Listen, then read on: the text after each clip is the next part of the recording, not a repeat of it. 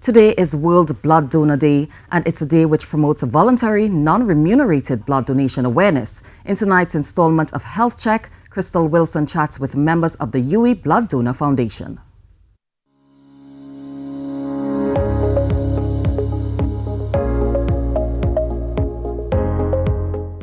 Blood and blood products are essential resources for effective management of a number of medical conditions and emergencies. Among them, women suffering from bleeding associated with pregnancy and childbirth, children suffering from severe anemia and malnutrition, patients with blood and bone marrow disorders, inherited disorders and hemoglobin and immune deficiency conditions. The global campaign for increasing blood supplies has extended here at home in Trinidad and Tobago. One of the organizations contributing to the cause is the UWI Blood Donor Foundation. Hematologist and chairman of the foundation, Dr. Kenneth Charles, explained to Health Check the significance of observing World Blood Donor Day. The aim of World Blood Donor Day is to have countries in this situation move towards voluntary, non-remunerated blood donation. The UWI Blood Donor Foundation's Chief Operations Officer, Deepak Lal, said one common factor among all of us humans is the need for blood and the need to preserve life.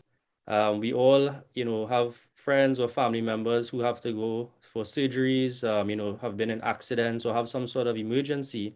And when you have these events, there's a lot of loss of blood.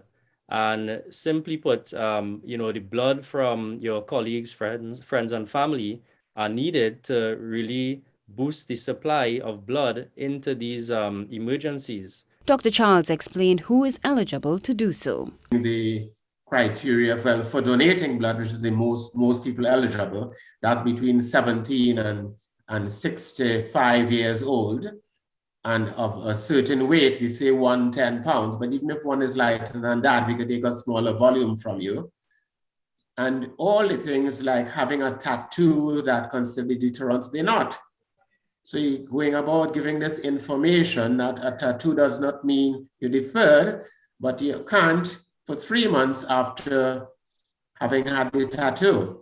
Dr. Charles also added that persons previously infected with COVID-19 are also able to make blood donations, but there is a safe period to do so. The recommendation is to not donate blood for 28 days after one is free of symptoms. Importantly, if one has had COVID vaccination, there's no deferral period. On Saturday, scores turned out at the Mount Hope Blood Bank to make their life-saving donations. The foundation is hopeful that more people are encouraged to do what is needed to save the lives of both their loved ones and those in need. I am Khrystal Wilson with your TGT News Health Check.